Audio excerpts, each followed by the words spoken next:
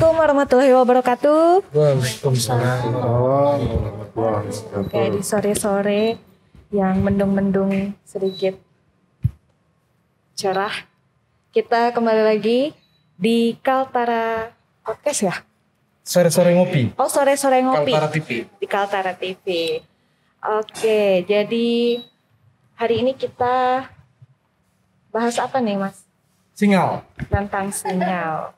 Jadi ini ada singal yang bakal kita bahas dan kebetulan ada pergub nomor berapa itu Mbak Emma kemarin? 21 ya? Iya, tahun 2021. 21. Yaitu awalnya tentang pedoman penggunaan khas batik Kalimantan Utara ya. Kalimantan Utara, Kemudian, aksesoris. iya, kemudian ada turunannya lagi itu berupa himbauan untuk penggunaan aksesoris lokal khas Kalimantan Utara. Ya, termasuk di dalamnya singal dan kalung, Betul. kopia bulungan juga ada Bu. Nah, Budaya. Iya. kebetulan di tengah-tengah kita ini sudah hadir salah satu ya dua narasumber yang akan kita ajak nih Mbak Emma untuk podcast.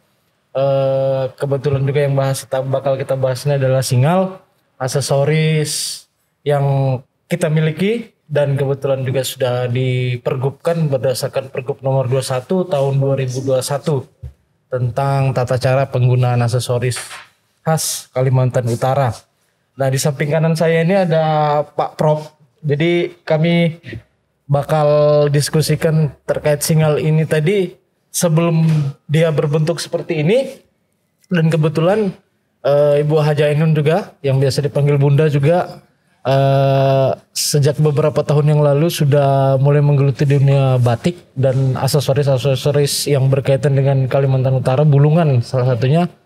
Nah, sengaja kita hadirkan di sini untuk kita mendiskusikan dengan singal ini, khususnya terkait singal ini, dan ya kebetulan kan lagi booming nih.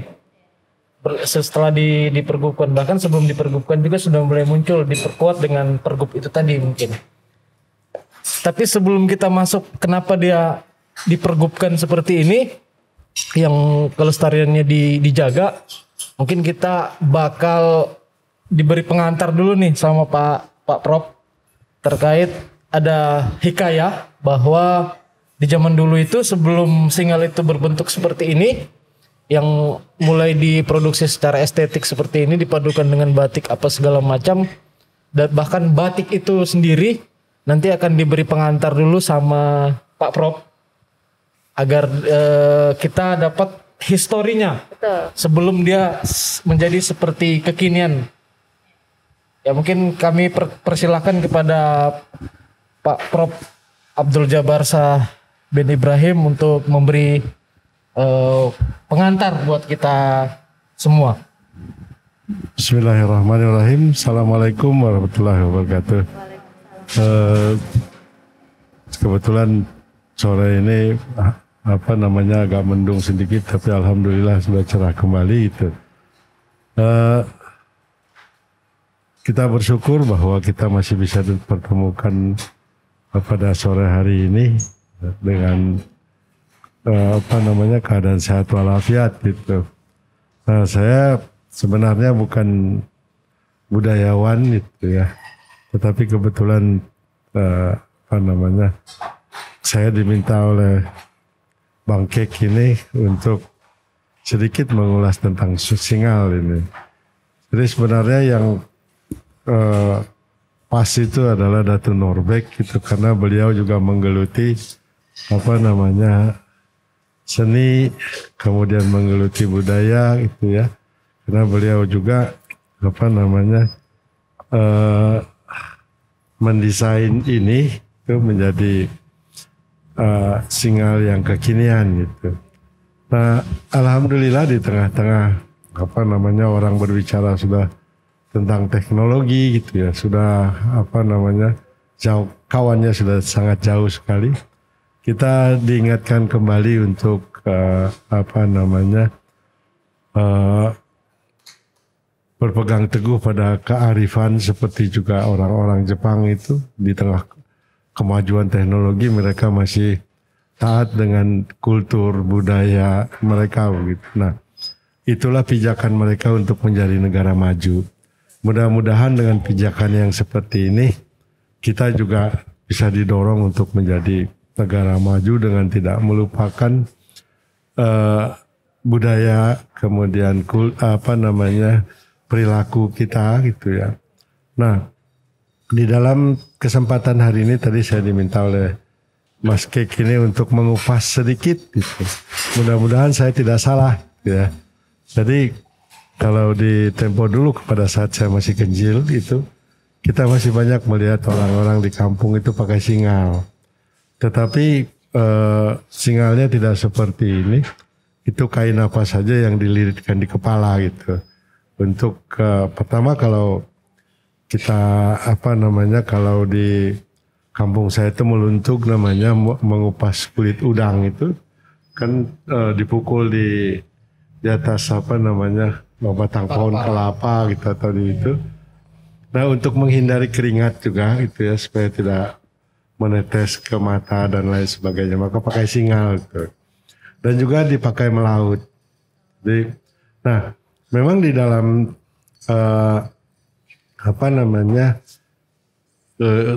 yang saya baca dan yang saya dengar dari orang-orang tua kami dulu di dalam kekerabatan Tidung itu ada 4 kekerabatan gitu. Kekerabatan kuning ini adalah lingkup istana. Kemudian ada kekerabatan hijau itu kaum syarif gitu ya. Para para ulama, para syekh gitu.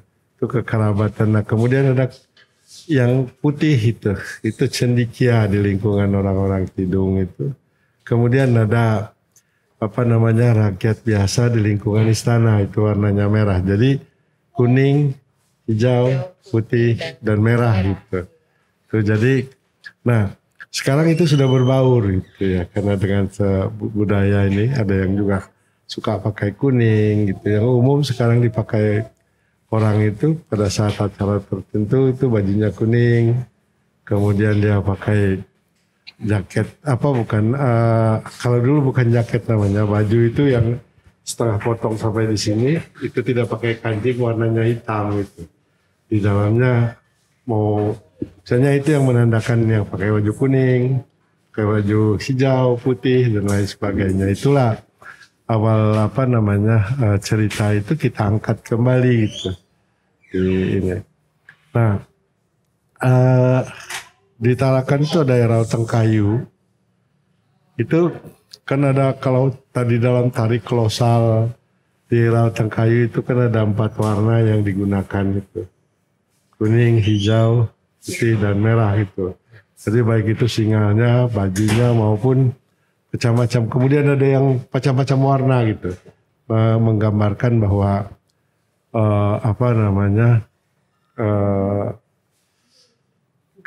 kebenekaan itu ya di tengah-tengah masyarakat kita. Inilah yang ingin kita bukan kita mau kembali ke masa lampau, tetapi bagaimana masa lampau itu bisa menjadi pijakan kita seperti bangsa-bangsa lain yang seperti Jepang lah itu yang berpegang teguh pada budaya-budaya mereka yang sampai hari ini itu. Di hampir semua kota itu kalau di musim panas ada festival musim panas itu semuanya festival budaya yang mengundang bisa mendatangkan ribuan bahkan jutaan wisatawan ke negaranya gitu. Itu barangkali Bang Kek ya bisa saya ini. Nah, kita tadi Pak Prof sudah memperlihatkan ini, membawa ini. Nah, kenapa? Jadi yang Bapak pakai ini apa nih Pak? Seperti apa yang saya katakan tadi itu, sebelum dia berbentuk seperti ini, singal itu kain yang dililitkan di kepala. Jenisnya apa saja, warnanya apa saja, begitu itu yang sehari-hari. Tetapi pada saat acara tertentu juga pakai singal gitu ya. yang dililitkan juga di kepala, belum dijahit seperti ini, seperti sekarang ini. Jadi apa namanya? Kalau di kita juga ada singal betangkup namanya. Singal betangkup itu kupiah atau apa namanya? Peci haji itu kita lilitkan dengan kain yang warna yang senada gitu ya, dililitkan di kepala gitu. Jadi namanya singal betangkup. Jadi masih ada penutup kepala di atasnya. Kupiah atau apa saja gitu yang kemudian kita lilitkan kain lagi di kepala. Namanya singal betangkup. Oke, Mbak Emma, itu tadi sedikit pengantar sebagai histori bahwa Pak Prof tadi menyampaikan bahwa kita bukan ingin kembali ke masa lalu, tapi bagaimana masa lalu kita bawa ke masa sekarang ini dengan menjaga gitu. Karena salah satu negara maju, karena kebetulan Pak Prof ini 7 tahun Pak Prof ya di Jepang waktu mengambil pendidikan di Jepang, sehingga budaya-budaya hal-hal yang modern itu tanpa melupakan budaya-budaya yang perlu dijaga, seperti semacam ada, kalau di sini mungkin biro kali Bu ya. Biro itu beberapa tokoh-tokoh masyarakat, tokoh agama kita itu menggunakan pernak-pernik daerah kita. Sama dengan di Jepang juga tadi disampaikan Pak Prof bahwa ada pesta-pesta musim panas yang mana atribut-atribut daerah itu dimunculkan, sehingga itu tadi menghadirkan wisatawan seperti itu. Nah, kembali ke Mbak Emma kali. Mana tahu ada yang mau kebetulan saya tadi bertanya sama Pak Prof dan sekarang ke Mbak Emma, ke Ibu Haja Ainun kali. Oke. Untuk singal ini kan salah satu ciri khas kita ya. Jadi kita ya, ini sebenarnya ada beberapa sih yang nanya ke saya, tapi saya belum dapat jawaban yang seret gitu. Mungkin dari Ibu bisa seret kali ya jawabannya ya, khususnya tentang ini Bu, peran pemuda kita untuk melestarikan budaya ya, khususnya Kalimantan Utara, menurut Ibu seperti apa sih Bu? Baik, terima kasih atas kesempatan pada sore hari ini. Berbicara masalah pemuda dan budaya itu luar biasa banget ya. Jadi sebenarnya pemuda kita ini tinggal digiring aja sebenarnya untuk budaya itu gitu. Tinggal digiring aja. Sebenarnya pemuda kita di Kalimantan Utara ini khususnya khususnya di Kabupaten Bulungan, saya kira mereka senang banget dengan yang yang etnik-etnik gitu kan, yang tempo-tempo dulu gitu. Cuman tinggal pemuda ini kita giring aja gitu loh, kita ajak untuk untuk memasuki dunia-dunia yang seperti dulu lagi gitu. Misalnya kayak ada rencana Iwin Subali itu mengadakan pagelaran Bulungan Tempo dulu, Bulungan Bebalik gitu loh. Bulungan Bebalik itu maksudnya Bulungan kembali kayak dulu gitu loh. Itu ada rencananya di tangan saya dengan bundanya ini. Ada rencana untuk itu. Terus ada juga rencananya untuk membentuk gema istana gitu kan. Musik gema istana. Dulu memang ada waktu ada keraton Kesultanan Bulungan dulu ada itu namanya gema istana. Itu perangkatnya itu anak-anak di situ semua, di istana situ gitu. Jadi saya memikir gini. Berarti anak-anak muda sekarang tidak alergi dengan yang namanya tempo-tempo dulu gitu. Pelestarian budaya. Iya, mereka tidak alergi sebenarnya. Malah terbuka, ya? Begitu Pak Gubernur membuat perda tentang budaya dan sebagainya termasuk singal ini, itu disambut banget sama masyarakat gitu loh. Jadi sebenarnya gongnya itu segala sesuatu tuh gongnya itu emang dari pucuk pimpinan gitu ya. Singal ini sendiri udah lama, ini kan miliknya Kabupaten Bulungan, suku Bulungan, suku Tidung gitu loh, singal ini. Tapi karena selama ini memang kita masih memiliki singal ini gitu, ya gitu aja gitu, nggak pernah ada yang pakai gitu. Tapi begitu pucuk pimpinan memproklamirkan bahwa kita pakai adat budaya Kalimantan Utara, masuk sinyal ini langsung meledak kan? Iya. Nah itu aksesoris begitu juga langsung meledak. Sinyal ini bahkan Pak Gubernur kita sekarang itu tidak pernah lepas dari sinyal. Iya, betul. Ke Jakarta dengan sinyal, kemana pakai sinyal terus. Malah beliau bangga kalau nanti ada yang tanya itu apa Pak Gubernur yang nangkring di kepala. Ini sinyal, ini adat istiadat kami di Kaltara gitu beliau. Jadi artinya anak muda di Kalimantan Utara ini tinggal kita giring aja gitu untuk hal-hal yang baik yang ada kaitannya dengan budaya tempo dulu gitu. Malah mereka sudah punya ancar-ancar. Iwin Subali dengan teman-temannya itu mungkin Mas tahu kali kalau ceritanya kan nggak pernah tertutup ya sama teman-teman. Itu dia pernah ngomong sama saya. Itu tadi ingin mengadakan festival Bulungan Kembali maksudnya. Gema Istana gitu. Dia sekarang lagi sedang mengumpul-ngumpul alat-alat band yang tempo dulu, yang selo yang gede gitu kan. Cari lagi yang ini dengan plus pemainnya itu masih cari ada enggak gitu. Nah, jadi itu sepertinya saya itu bangga banget juga ya dengan anak muda sekarang itu. Mereka tidak alergi dengan yang namanya budaya tempo dulu, enggak mereka enggak pernah mengatakan itu kuno atau kolot atau apa, enggak pernah, malah mereka bangga gitu. Excited. Iya, bangga banget gitu. Nah, itu juga hanya dengan sinyal ini. Kalau sinyal ini apa namanya? Kalau bulungan dulu ya, orang bulungan dulu gitu. Sinyal ini mereka pakai untuk awalnya untuk sholat ya, karena belum ada kopiah. Nah, jadi betul kata Pak Profesor itu tidak dibuat seperti ini. Dia segi 4 kain apa aja gitu loh. Jadi orang tua bulungan dulu simpan di sini saja. Disimpan di sini, di bahu sini, begitu ada tamu langsung dililit aja gitu, diikat-ikat gitu. Gitu, Jadi dipakai untuk sholat awalnya sebelum kita punya mengenal kopiah kan. Mungkin untuk supaya rambut jangan ke depan atau gimana gitu kan. Nah, mungkin seperti itu.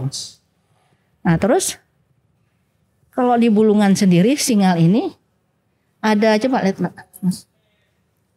Untuk memasangnya itu ada arti-arti gitu loh. Jadi dulu sinyal ini tidak buat seperti ini, tidak seperti ini karena kain aja gitu.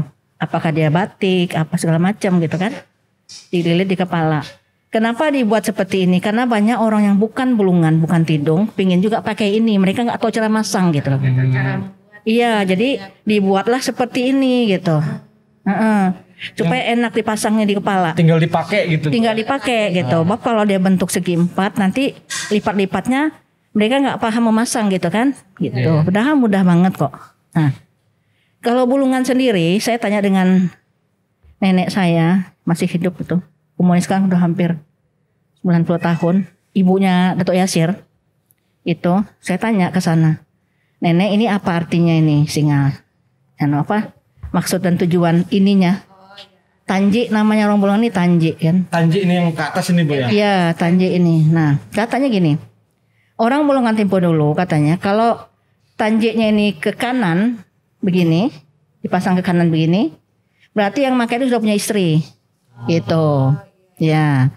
Terus kalau ke kiri dia masih bujangan. Gitu. Kode. Ya, kode. Kalau ke belakang, Mbak kenapa ketawa? kalau dia ke belakang belum. Kalau ke belakang dia udah nggak punya istri. Gitu ya. Nah, ini yang ke depan ini. Kalau dia ke depan berarti orang dulu ya, berarti dia punya ilmu kanuragan, ilmu dalam lah gitu. Batin. Ya, ilmu batin kah, ilmu apa aja gitu kan. Jadi kalau dia sudah memakai ini ke depan, berarti dia bisa dicoba gitu loh. Bisa ditantang gitu. Bukan adu jotos bukan ya. Bukan adu jotos, bukan yang namanya itu enggak, tapi ilmu dalam gitu loh. Jadi kalau dia pasang ini ke depan, dia keluar rumah itu bisa ditantang gitu loh. Dulu begitu. Nah, jadi makanya orang-orang yang sudah berilmu kanuragan itu dia nggak sembarang Bu ya? Nggak sembarang. Dia harus ke depan gini. Iya. Berarti jadi saya gitu. nanti Mbak Emma makainya ke sini. Jadi jangan salah tempo dulu. Kalau misalnya nggak punya istri pakai ke kanan, ya nggak laku-laku nanti. Berarti bilang Pak Prof nanti makainya harus ke kanan tuh Pak. Nggak boleh ke kiri kalau Pak Prof pada saat duduk atau apa ngopi gitu kan. Ya. Tiba-tiba ke kiri itu berani naik tuh Pak Prof. Nah, jadi cerita singa itu seperti itu. Nah, jadi apa namanya? kental banget singal ini dengan filosofi. Iya, Jadi tidak sembarang-sembarang pakai gitu. Iya. Tapi kalau untuk Bulungan Bu sendiri Bu, apakah seperti di budaya di etnis Tidung? Apakah dia ada warna, umpamanya cendekia warna putih, religio itu kayak umpamanya habaib, apa segala macam dia warna hijau, apa ada warna khasnya dia Bu sendiri? Saya kira enggak ada ya. Enggak ada ya? Malah Sultan Bulungan sendiri tidak pernah pakai yang kuning, yang jingga itu oranye. Itu dia pakai sembarang-sembarang aja gitu. Cuman pada saat waktu Keraton Sultan Bulungan itu masih megah berdiri, rakyatnya yang memberikan hadiah itu untuk sultannya gitu loh, kuning dan oranye. Sehingga begitu mereka memberikan warna itu kepada sultannya, mereka berjanji tidak akan pakai warna itu gitu ya. Kecuali keluarga atau Iya, ada keluarga turunan dari betul. kesultanan. Nah, baru bisa. Jadi rakyat jelatanya sudah berniat, berjanji tidak akan memakai yang mereka berikan, hadiahkan kepada sultannya gitu, gitu. Jadi sehingga di keraton dulu masih ada keraton ya. Jadi tidak ada yang orang raja jelata tuh pakai warna kuning atau oranye gitu. Hanyalah ada tuh sampai kepada datunya saja gitu. Jadi warna-warna tuh bisa saja. Jadi kalau orang keraton itu dia bebas pakai warna apa saja. Sultan sendiri tuh kalau pakai baju tuh jarang kuning gitu. Dia suka pakai ungu, suka pakai biru gitu kan, suka pakai hitam gitu. Tapi ada juga baju-baju kebesaran dia yang kuning, yang cuman dari rakyat yang memberikan ya, secara rakyat simbolik, menghadiahkan itu warna itu. warna itu bahwa ini warna kesultanan. Ya, warna kesultanan. Jadi mereka berjanji tidak akan pakai itu, nggak mau sama-sama sama rajanya gitu. Gitu. Nah, Pak Prof, kalau untuk di Tidung sendiri Pak Prof, jadi untuk ornamen ini apakah ada anunya Pak Prof? Seperti ini tadi kan kalau lurus ke sini. Kalau itu saya nggak ngerti itu. Nah ini ya dia Pak ya. Mungkin kalau dari histori yang disampaikan Pak Prof tadi dari segi warna ya Pak ya, dari segi warna. Kalau dari Bunda itu si tanjiknya ini tadi ya Bu ya, menghadap kanan kiri atau belakang.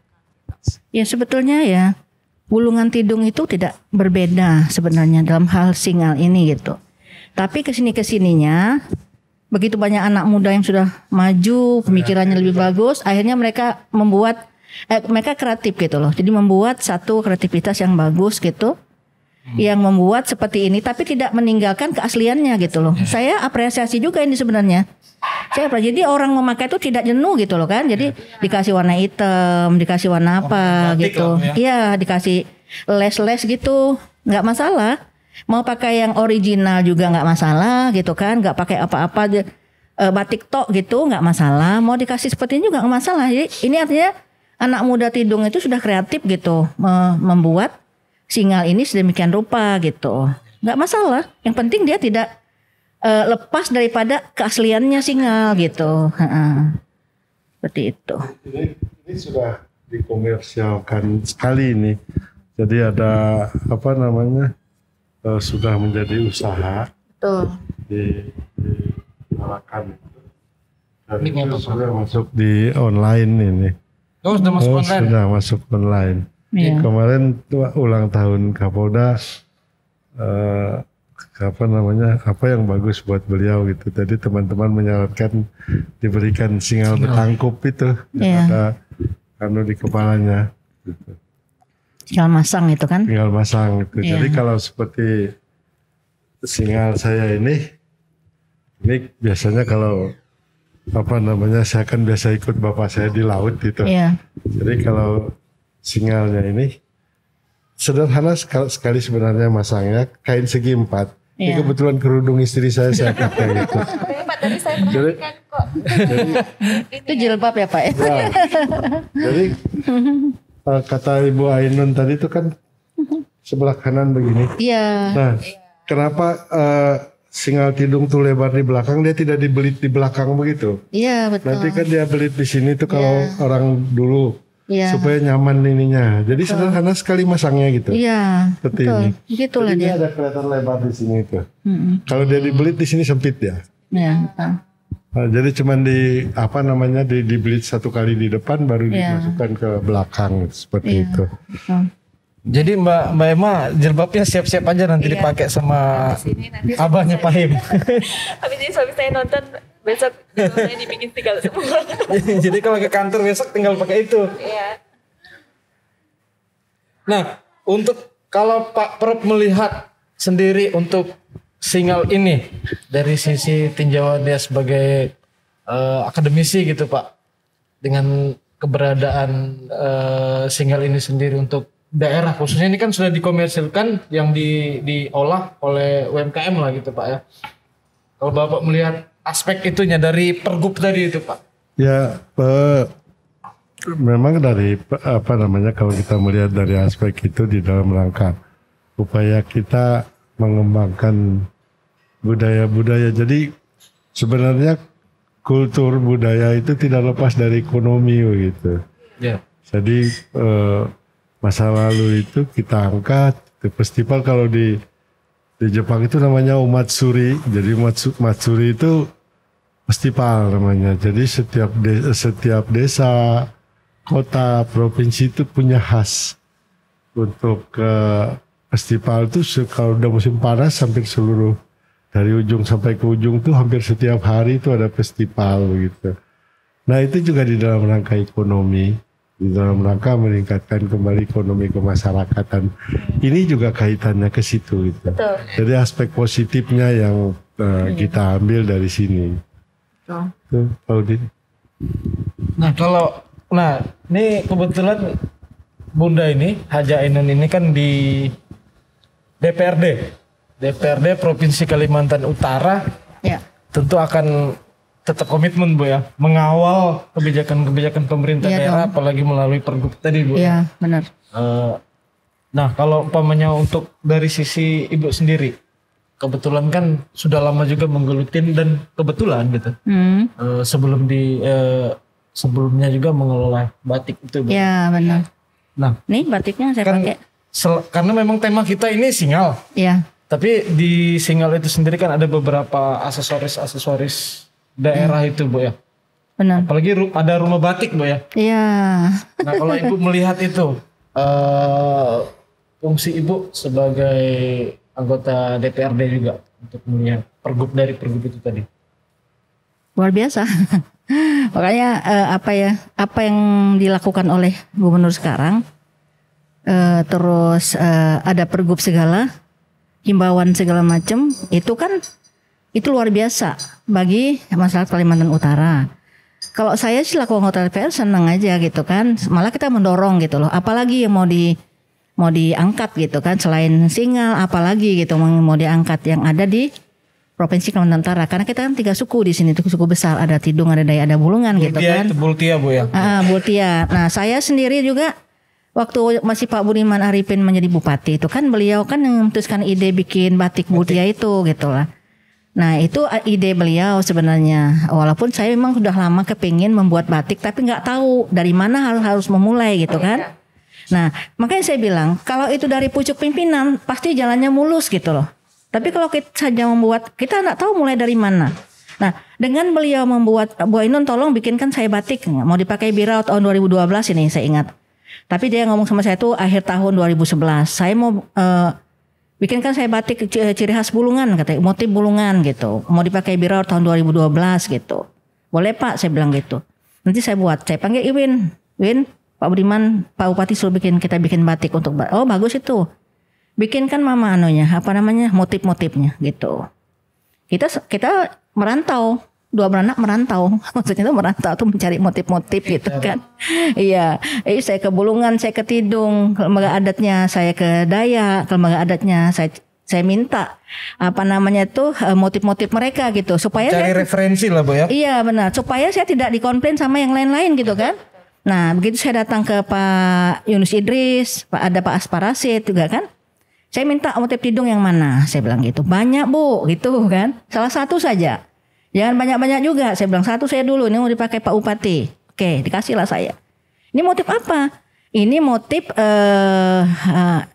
jamong, tapi yang di belakang gitulah. Jamong itu mahkota Tidung, tapi yang bukan yang di depan, tapi yang di belakang gitu loh. Tanduk gelung namanya itu. Nah.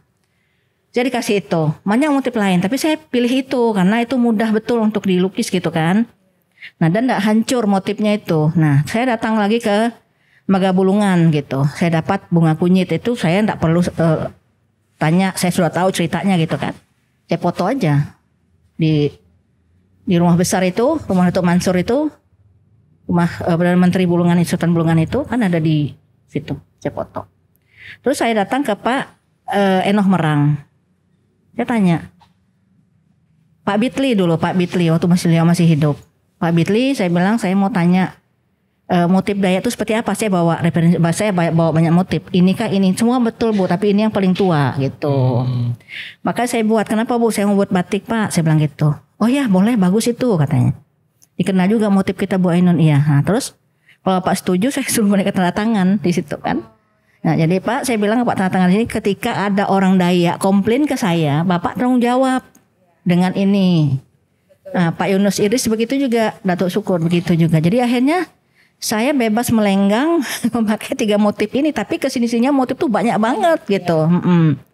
Saya sendiri tidak hanya terpaku pada 3 motif itu, tapi saya kembangkan lagi gitu. Jadi saya semua batik yang ada di galeri saya itu semua ada filosofinya, tidak sekedar foto-foto, ceplak bikin, nggak ada. Semua tuh ada ceritanya gitu loh.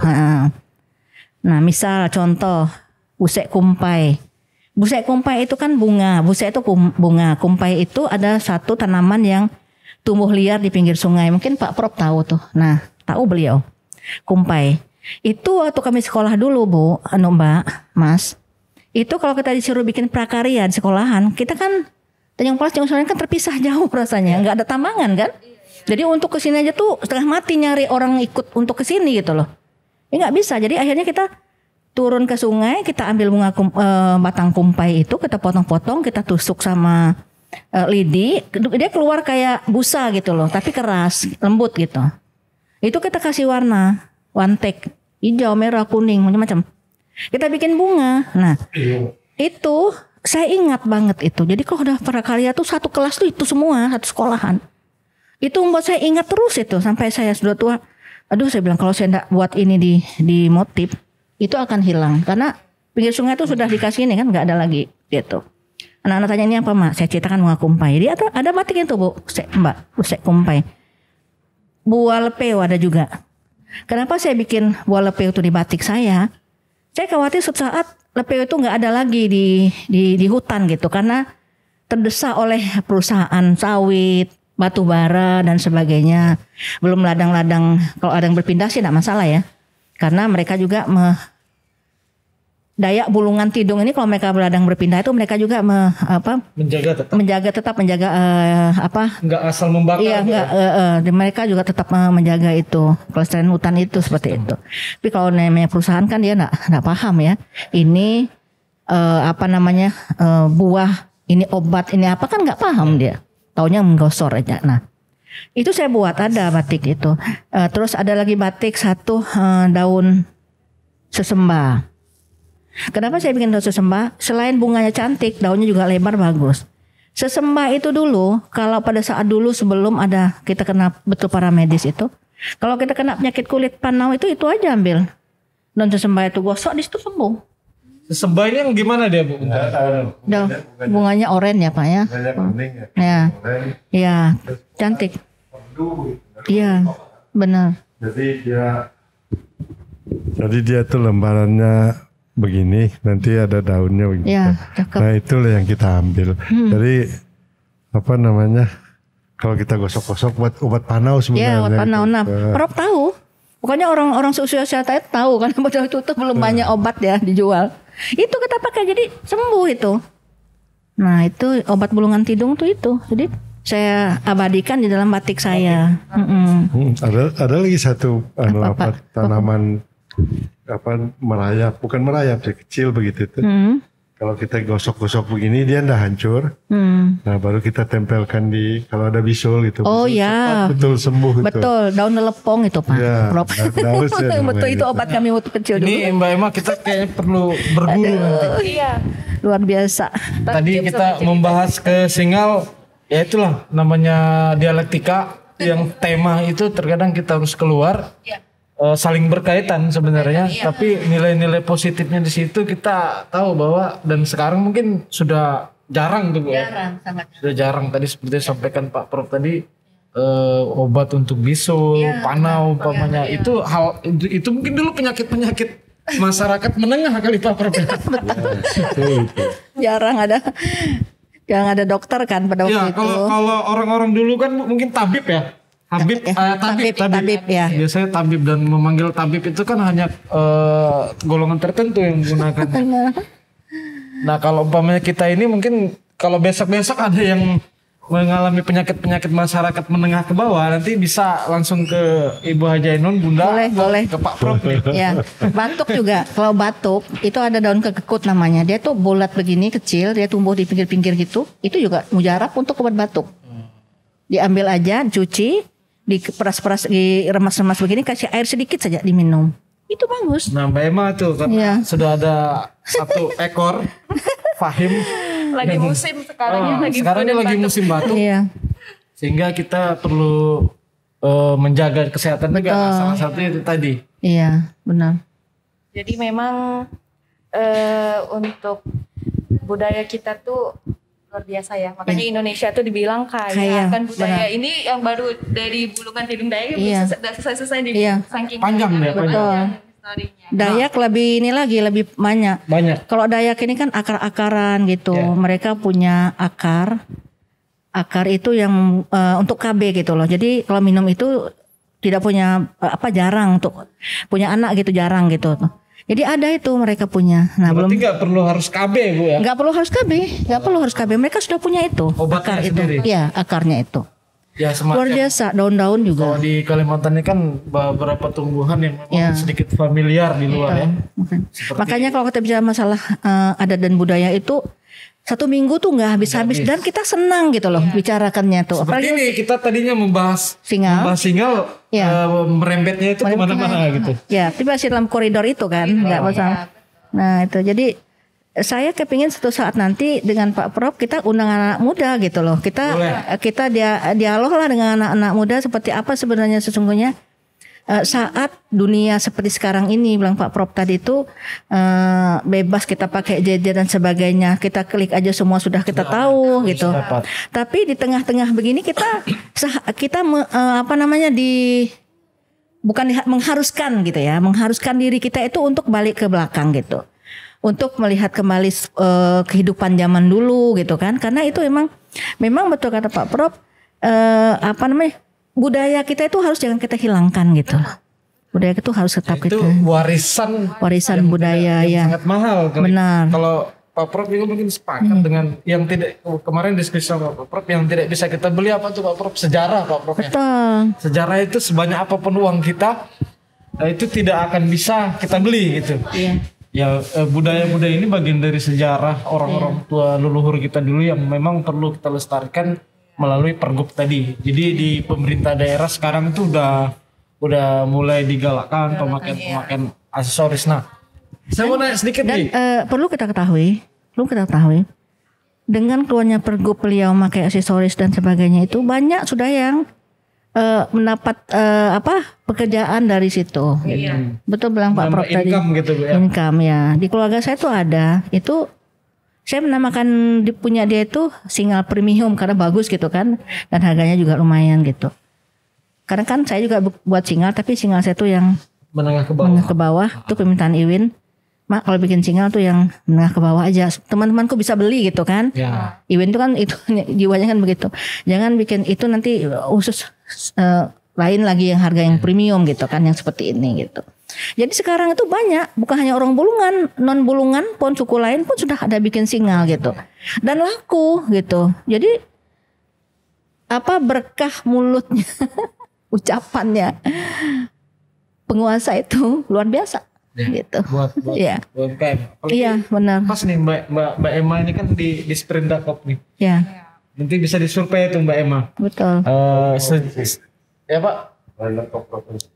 Sejak pergub itu mulai diberlakukan tuh sejauh apa sih UMKM itu geliatnya gitu? Betul. Dari usaha single ini tadi. Ya. Apalagi kemarin itu siapa Pak Prof yang memasangkan single itu ke Pak Jokowi ya? Iya, Itu langsung agak naik gitu. betul. Luar biasa. Jadi memang dari segi dari segi ekonomi kan memang membantu sekarang Iya. pegiat-pegiat UMKM ini kan. Benar. Bunda. Jadi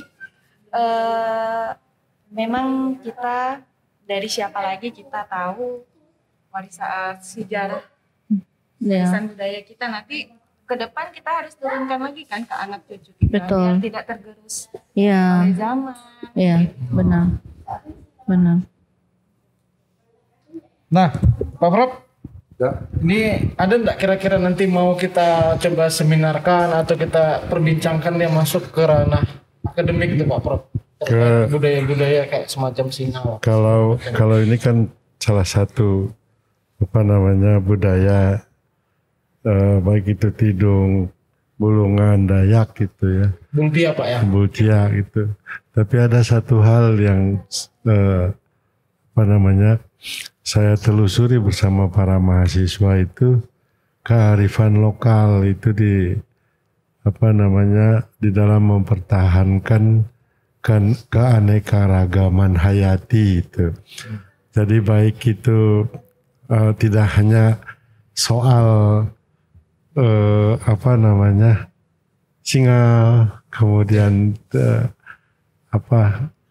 perilaku gitu ya. Jadi di dalam keragaman hayati itu bagaimana masyarakat mempertahankan posisi durian, posisi ini. Nah, ini kita dengan teman-teman anak-anak kita itu termasuk filosofi di dalam ladang berpindah dan lain sebagainya yang dulu di zaman Orde Baru diklaim sebagai perusak hutan begitu, padahal mereka punya siklus dan lain sebagainya dalam kearifan. Nah, begitu juga budaya-budaya yang ini kan masuk di dalam ranahnya kearifan lokal ya.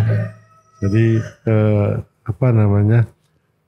kita bagaimana mengembalikan itu pada anak-anak kita gitu, generasi-generasi itu mempelajari tentang kearifan lokal. Nanti sudah ada yang diperdakan di Kabupaten Bulungan tentang kearifan lokal itu.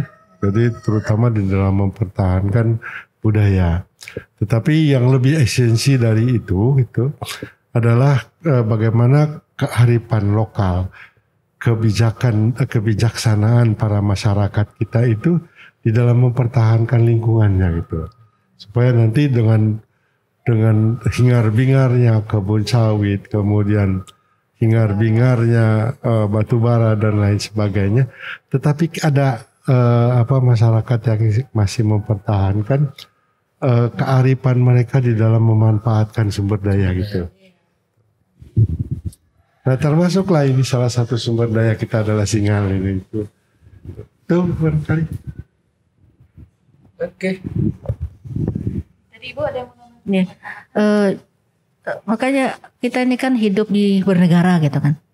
Jadi apa yang sampaikan Pak Prof tadi tuh benar adanya bahwa pemerintah pun juga tetap memberikan peluang itu untuk masyarakat.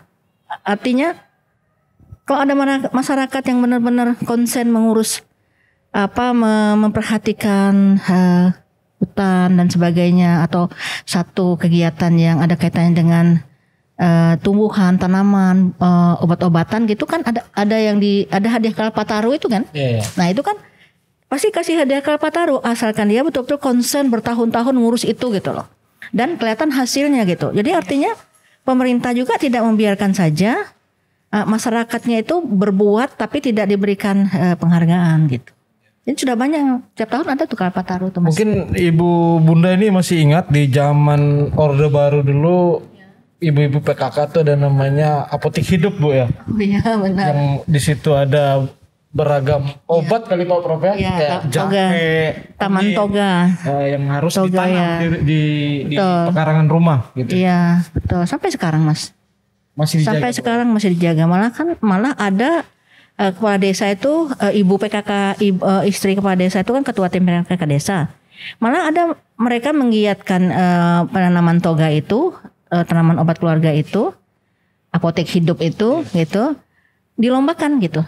Ada saya baca di koran, ada di daerah Sajau, itu istri kepala desanya itu luar biasa. Itu dari RT ke RT itu disuruh menanam toga gitu, dilombakan mereka gitu. Jadi luar biasa kan, walaupun istilahnya tuh hadiahnya cuman misalnya Tupperware atau apa gitu kan, tapi ada bentuk perhatian dari ketua PKK itu gitu loh. Jadi itu masih sampai sekarang tuh Mas, masih ada itu. Jadi PKK itu luar biasa juga ya. Jadi mereka itu membina tuh dari 10 rumah yang namanya Dasawisma itu.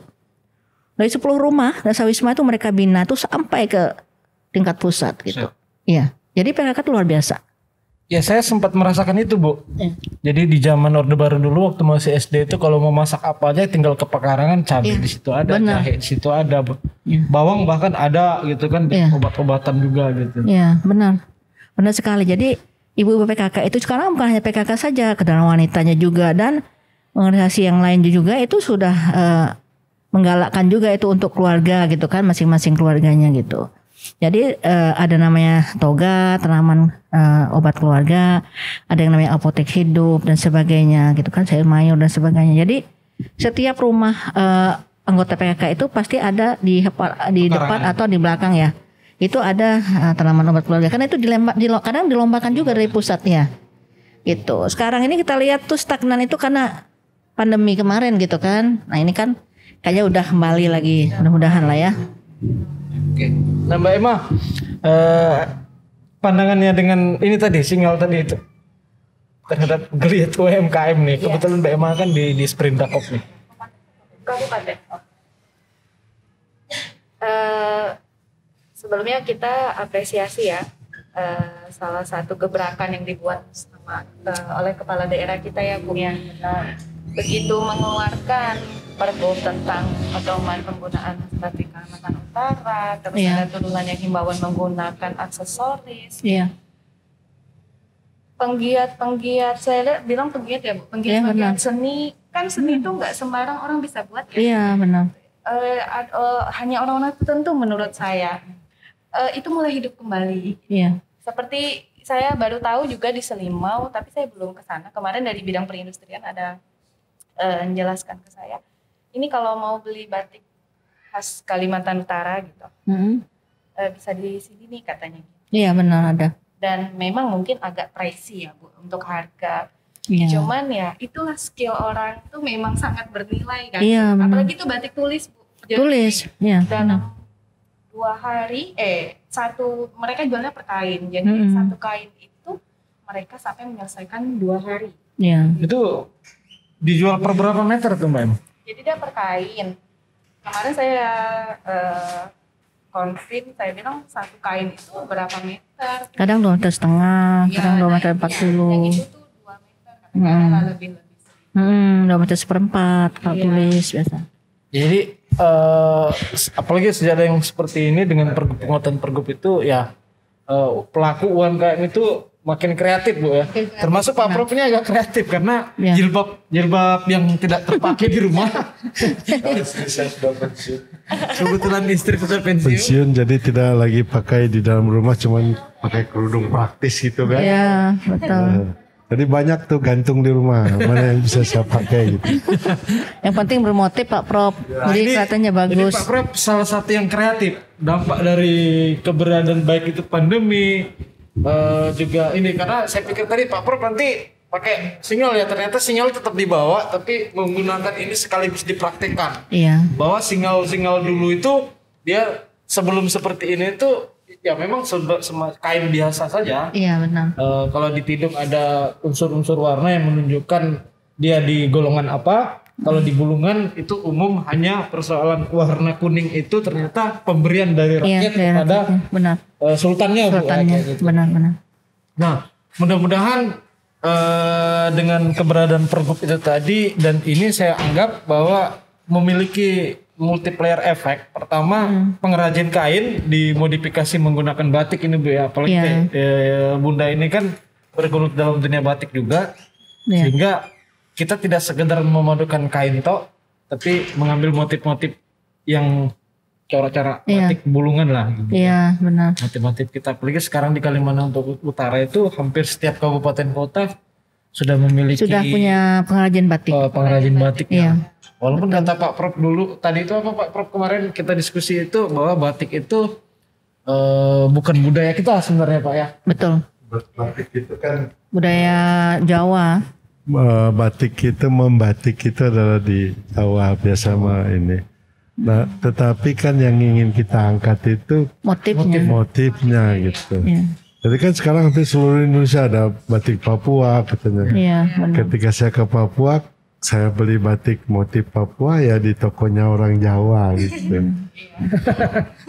Betul. Ya, itulah warisan budaya kita yang mungkin hingga sekarangnya tadi Bu Ainun juga sudah mengapresiasi bahwa ternyata kunci dari generasi sekarang itu bahwa sebenarnya memang perlu langsung dari Ya.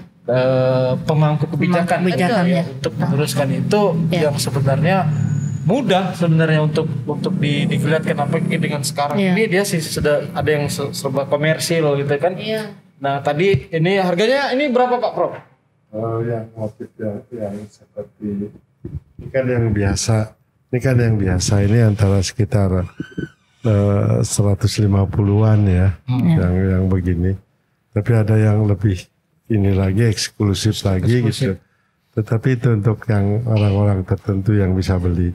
Kemudian ada juga yang di bawah harga 100 ribuan gitu. Supaya orang para buat oleh-oleh itu tidak terlalu berat gitu ya harganya. Ya seperti dan untuk ganti-gantian juga kan, kalau misalnya kan tidak mungkin itu terus dipakai kan, pasti bawa keringat dan sebagainya. Nah kalau kita jual yang di bawah harga bawah tuh orang bisa beli 2-3 pasang gitu kan, jadi bisa ganti-gantian make gitu. Jadi makanya harga yang premium mahal gitu, ada yang menengah, ada yang harga murah gitu. Supaya tinggal nanti mungkin Bu perlu diingatkan ke pemerintah daerah ya Bu sebagai legislatif. Bukan hanya sekedar pergub, tapi kira-kira kita tidak seperti di Jawa Barat itu kan kalau kita melihat itu sudah biasa itu orang pakai singal itu seperti orang menggunakan topi kayak saya gini gitu. Jadi tidak ada lagi bahwa ini usang gitu. Ini menggunakan hal seperti ini kuno gitu. Jadi sudah membudaya. Dia antik gitu jadinya. Harus mendarah daging lah ya. Sudah orang biasa aja gitu. Apalagi kalau di masa-masa peringatan Biro itu kan kita bisa menggunakannya semua. Masyarakat bisa seperti Ibu sampaikan tadi juga bahwa ada masyarakat yang dianjurkan juga sama Bang Iwin tadi membuat yang menengah ke bawah karena beberapa orang yang menengah ke bawah saya dengar juga pingin beli, pingin pakai tapi harga yang didapat itu tidak terjangkau gitu. Karena strata sosial kita ini, strata ekonomi juga itu kan mempengaruhi Bu. Khususnya anak muda nggak suka. Khususnya anak muda tuh suka yang simple gitu loh. Makanya Iwin bilang mah yang simple aja gitu.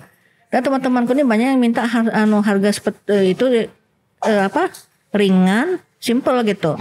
Jadi kalau yang seperti ini yang premium gini kan itu dipakai saat-saat tertentu, ada birau, ada apa, ada tamu kebesaran datang gitu kan.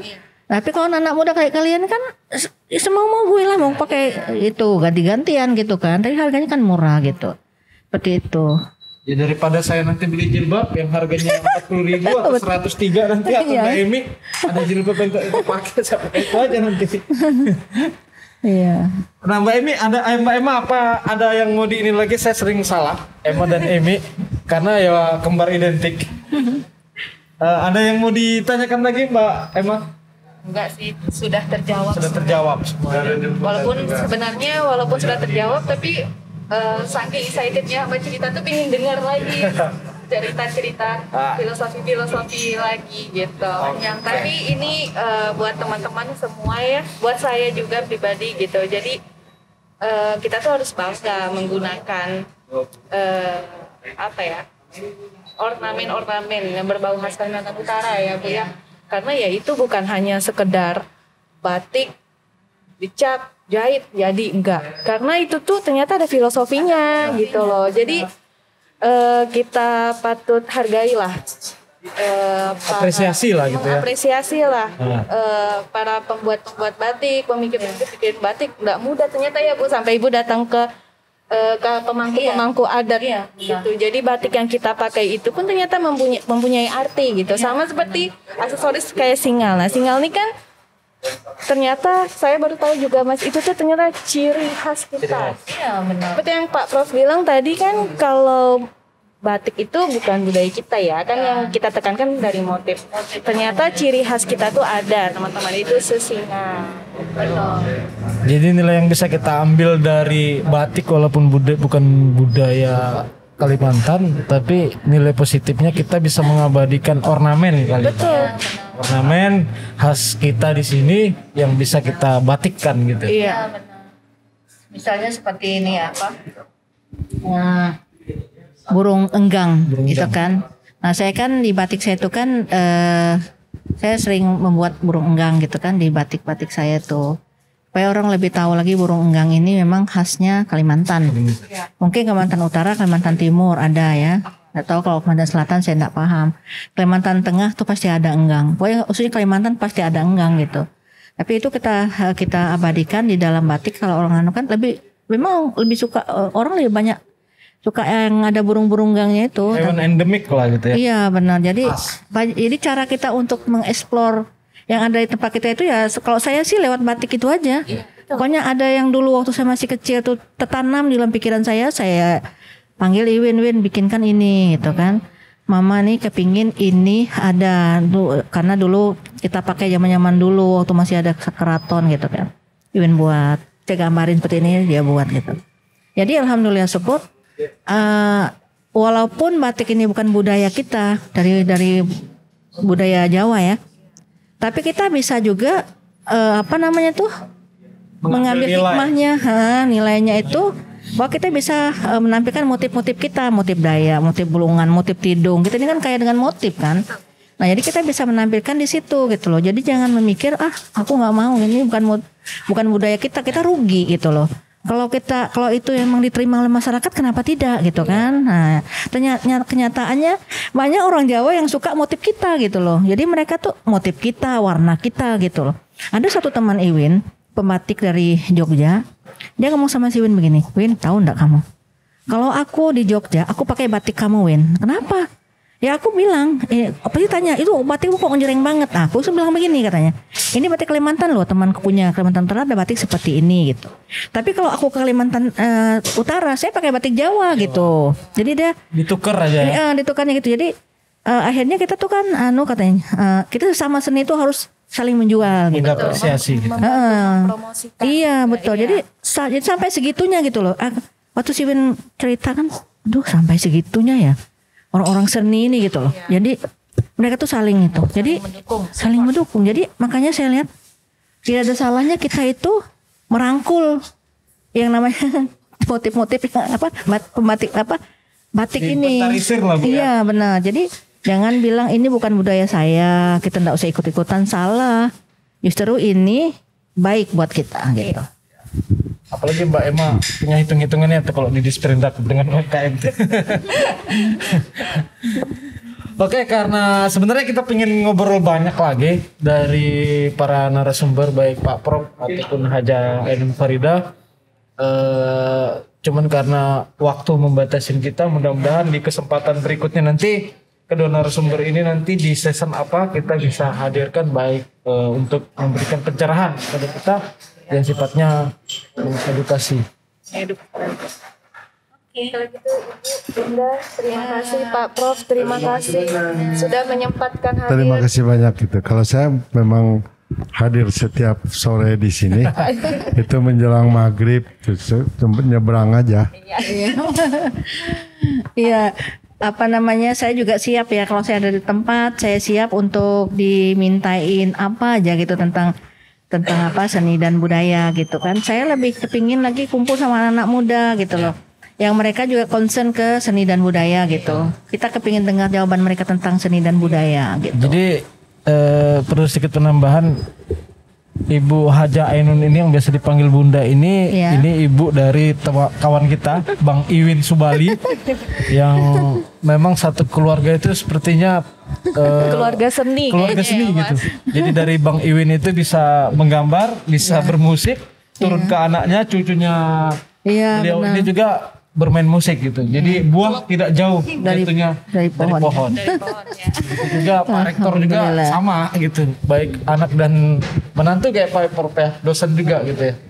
Jadi seperti itu kita berterima kasih kepada dua narasumber kita, Mbak Emma yang telah menyempatkan hadir, yang sempat beberapa minggu tertunda, yang kita ingin membahas tentang sesingal ini. Iya. Yang sesingal ini sudah dipergubkan berdasarkan Pergub nomor 21 tahun 2021 dan sekarang sering dipakai oleh kepala daerah kita Pak Gub, dan pernah dipakai oleh disematkan di kepala Pak Presiden RI Jokowi saat berkunjung ke Kalimantan Utara. Sekali lagi terima kasih Pak Prof, Ibu Ainun Terima kasih banyak. sudah menyempatkan hadir ke podcast kita Sore-sore Ngopi. Kurang dan lebihnya kami mohon dimaafkan. Akhir kata, Assalamualaikum warahmatullahi wabarakatuh. Waalaikumsalam warahmatullahi wabarakatuh.